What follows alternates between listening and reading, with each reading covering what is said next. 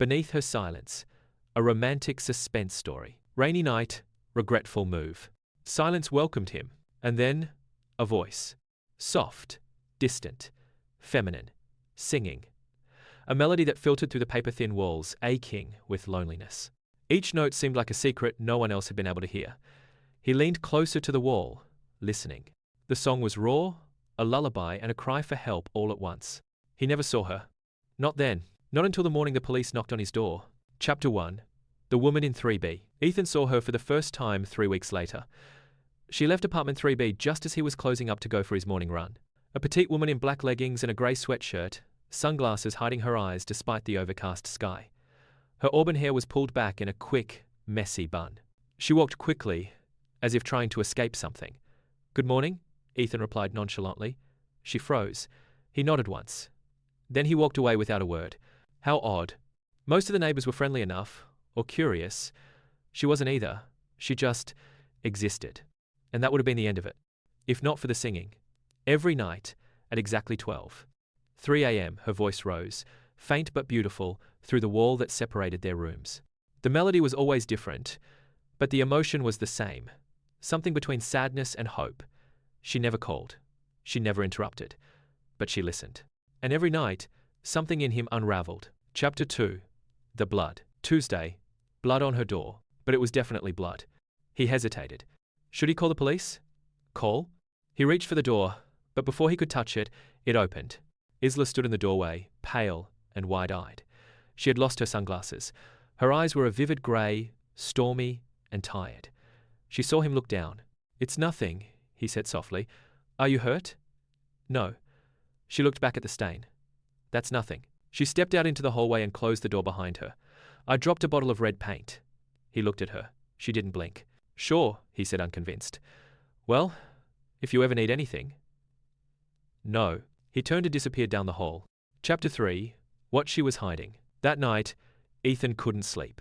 He kept replaying her voice, the tremble, the softness with which she'd lied. He wasn't sure why it mattered. He barely knew her. But something about her felt familiar. Or maybe it was the pain she was trying to hide. A pain he understood all too well.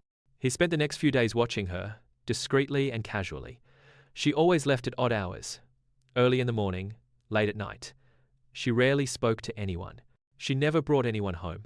Until Thursday. A man in a black jacket stood at his door around midnight. Ethan didn't hear them speak, but he saw Isla open the door slowly. Her shoulders were tense.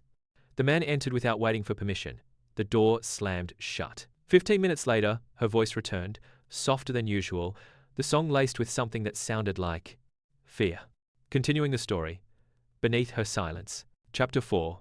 The uninvited guest. The fear in Isla singing that night solidified Ethan's unease. His legal instincts, dulled by his recent scandal, began to sharpen. He couldn't ignore it. The next morning, he confronted Isla in the hallway, not with accusations, but with quiet concern. He offered her coffee, a casual attempt to breach her walls.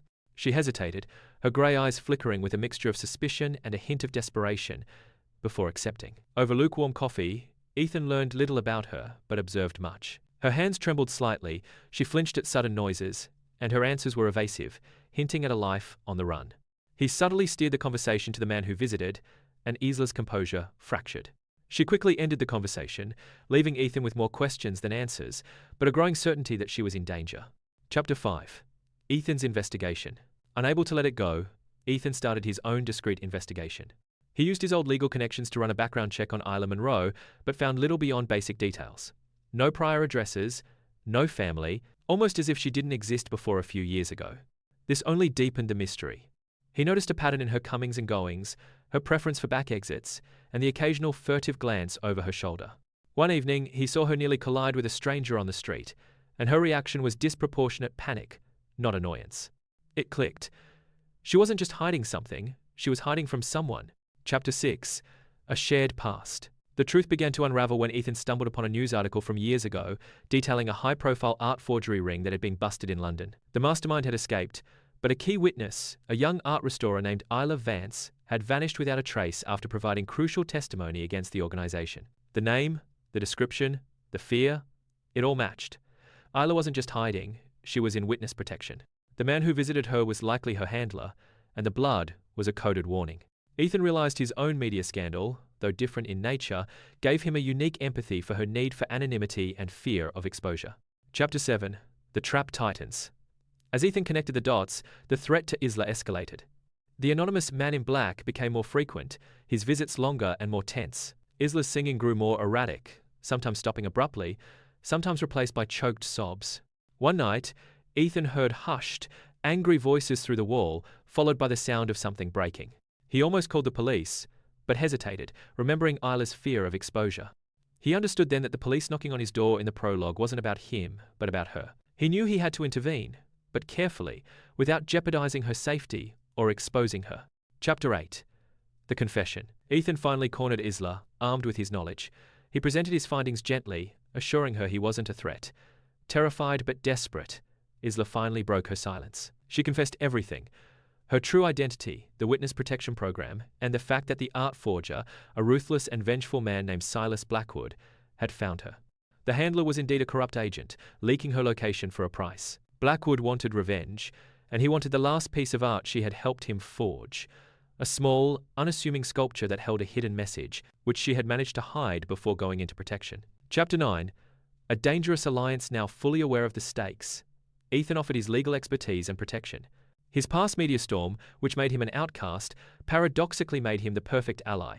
He had nothing left to lose, and his skills were invaluable. Their relationship shifted from reluctant neighbors to a desperate alliance. Isla, slowly lowering her guard, began to trust him. Their shared vulnerability fostered a deep connection, a desperate romance blossoming amidst the danger. They worked together to decode the sculpture's hidden message, which contained details of Blackwood's remaining network and a hidden ledger of his illegal dealings. Chapter 10. The Confrontation. The climax occurred when Blackwood, tired of waiting, stormed the apartment building with his henchmen, led by the corrupt handler. Ethan and Isla, anticipating the attack, had set a trap.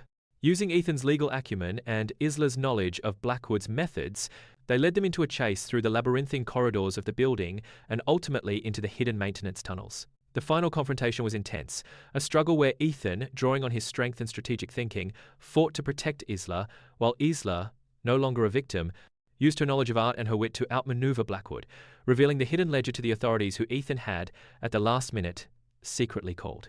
The police arrived, thanks to a carefully timed anonymous tip from Ethan, and Blackwood and his men were apprehended. Epilogue. Beyond the silence with Blackwood incarcerated and the corrupt handler exposed, Isla was finally free. She no longer had to hide. But the silence she once sought now felt empty without Ethan.